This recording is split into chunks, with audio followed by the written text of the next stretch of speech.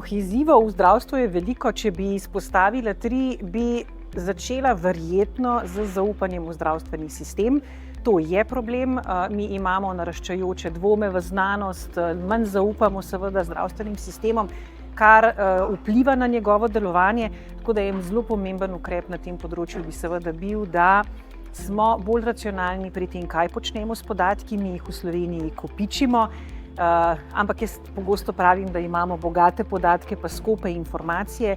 Mi moramo te podatke izkoristiti na način, da seveda jasno podpiramo odločitve in da predvsem vsi deležniki dobivajo povratne informacije, tudi javnost, ker je javnost pravzaprav na koncu tista, ki lahko spodbudi politično voljo za vse tiste ukrepe, ki jih sicer tudi potrebujemo.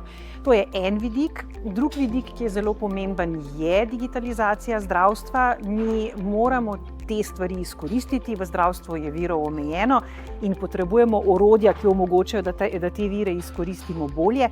Je pa seveda treba paziti nekaj, Če digitaliziramo staro organizacijo, dobimo samo drago staro organizacijo, Tako da je zelo pomembno, da seveda naredimo resne spremembe v procesih, preden jih digitaliziramo. In verjetno tudi zelo ključna stvar, morda bi morala to postaviti na prvo mesto, so pa zavzeti zaposleni. Zaposleni v zdravstvu, zdravstvo je posebno področje, kjer imamo, strokovno rečemo, presežno povpraševanje, se pravi, ponudbe ni dovolj. Težko je pridobiti dodatne kadre, čeprav je to nujno potrebno, zato se je treba pa seveda bistveno bolj ukvarjati s tem, da zadržimo obstoječe in da ti seveda ne odhajajo tiho, kar pomeni, da sicer so v službi, štejemo jih med število zaposlenih, ampak ne dajo od sebe vsega, kar bi lahko.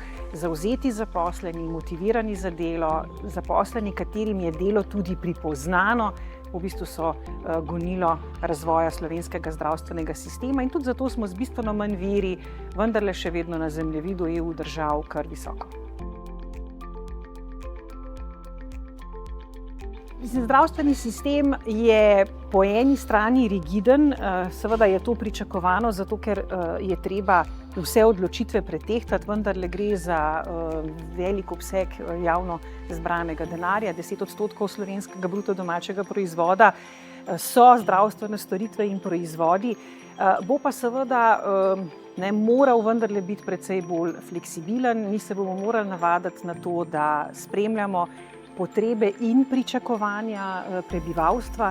Treba bo seveda košarico prilagajati in predvsem bo treba razumeti, da ni vse odgovornost samo zdravstvene politike in zdravstvenega sistema, tudi pacienti nosimo en del te odgovornosti zase, za svoje zdravje, za racionalno uporabo resursov v zdravstvu. In z tega vidika je ta razumevanje potrebno, da vendarle javni zdravstveni sistem ne more zagotoviti vsega, zagotoviti mora pa ključne zdravstvene storitve in seveda biti na voljo, kadar je naše zdravje ogroženo in življenje.